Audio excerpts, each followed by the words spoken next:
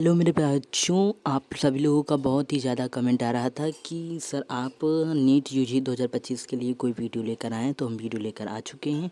इसमें आपको कई सारे क्वेश्चन मिलेंगे जो कि नीट यूजी 2025 के लिए बहुत इंपॉर्टेंट हैं। तो एक एक क्वेश्चन को बढ़िया ध्यान से पढ़िएगा, क्योंकि क्वेश्चन में ही आंसर छुपा होता है, ये आप सब जानते हैं। तो हमारा जो पहला क्वेश्चन है, देखते हैं यहाँ पर पहला क्वेश्चन क्या कह रहा है। यहाँ पर इंग्लिश और हिंदी दोनों मिल जाता है। तो 101 से 135 तक यहाँ पर क्वेश्चन है, लेकिन हम कुछ ही क्वेश्चन के बारे में बात करने वाले हैं। पहला क्वेश्चन है, सजीव ऊतकों में पाया जाने वाला एक अल्प अणुभार का कार्बनिक यौगिक एलिसिथिन का एक उदाहरण है। तो फास्फोलिपिड जो होता है वो इसका उदाहरण होता है। कैसे होता है, आप लोग जब क्वेश्चन पढ़ेंगे, हल करेंगे तो पता चल जाएगा। दूसरा क्वेश्चन है, प्रकाश संश्लेषण की आदित अपक्रिया के लिए निम्नलिखित में से किनकी आवश्यकता होती है। आपको यहाँ पर प्रकाश, क्लोरोफिल, पर्नारियम, CO2, ATP, NADPH इतने सारे दिखे हैं, लेकिन यहाँ पर दिया है नीचे दिए गए विकल्पों में से सही उत्तर को चुनिए।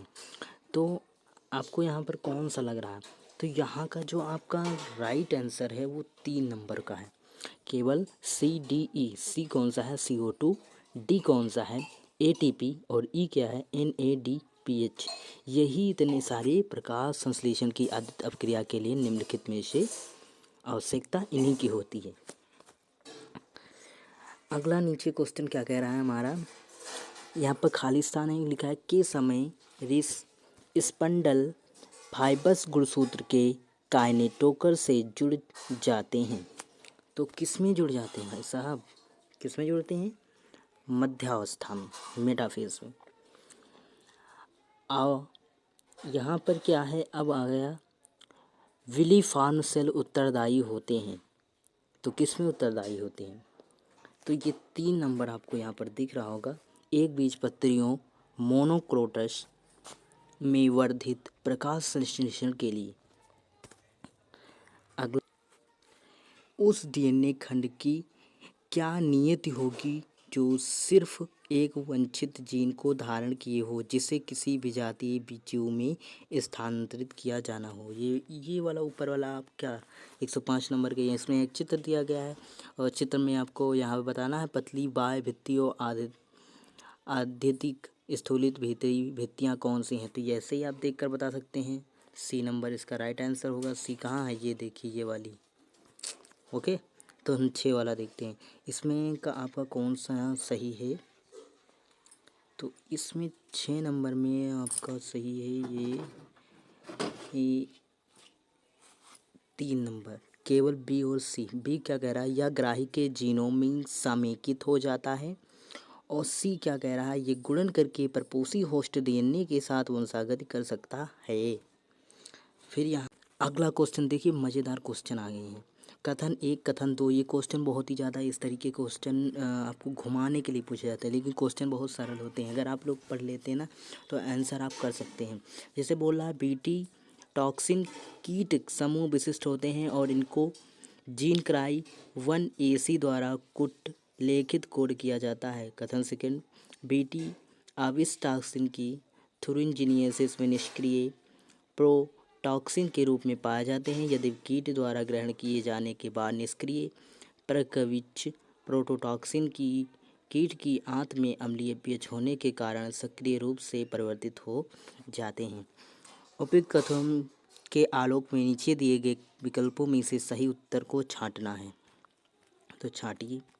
जिसे हमने ये वाला लिया, कथन 1 सत्य है, लेकिन कथन 2 गलत है। आप लोग जब पढ़ेंगे ना, तो पता चल जाएगा यहाँ कौन सा सत्य, कौन सा गलत है।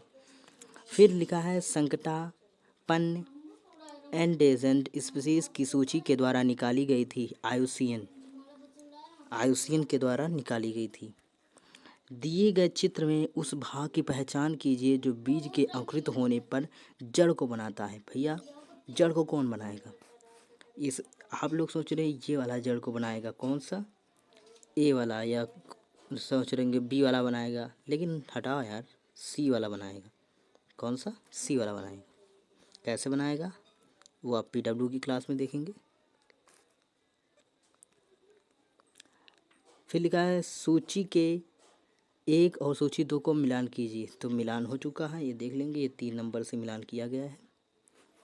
अगला क्वेश्चन है, दिए गए चित्रों ए बी से अंडाशय के संदर्भ में बाह्य दलपुंज, कैलिक्स, दलपुंज, कोरोला और पुंकस पुमंग की स्थिति के आधार पर पुष्पों के प्रकार को पहचानिए। आपने पढ़ा होगा, कक्षा 11 में भी पढ़ा होगा, 12 में भी पढ़ा होगा, तो आप लोग कर सकते हैं, क्योंकि परिजयांगी और परिजयांगी ये पढ़ने में एक ही तरीके से लग रहे हैं। ये फ़ोन नंबर आपका सही आंसर। खरपतवार मुक्त बगीचा निर्मित करने के लिए माली ऑक्सिन का प्रयोग करते हैं, लेकिन इससे घास की कोई क्षति नहीं होती, क्योंकि ऑक्सिन क्या होता है? ऑक्सिन जानते हैं? Auxin toxin.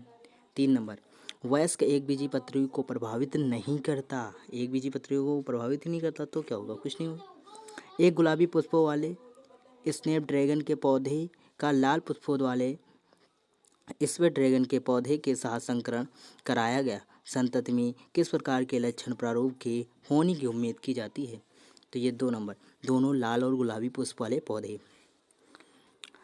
114 नंबर का क्वेश्चन क्या कह रहा है कि निम्नलिखित में से कौन सा कवकों के वर्गीकरण का एक मानदंड है? नहीं है, मानदंड नहीं है बोल रहा है, तो ये 2 नंबर होगा, पोषण की विधि।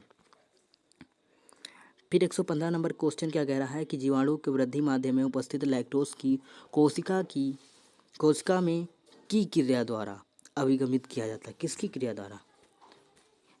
तो यहाँ पर 3 नंबर जो क्वेश्चन कह रहा है, परमीएस के द्वारा क्या किया जाता है? अभिगमित किया जाता है।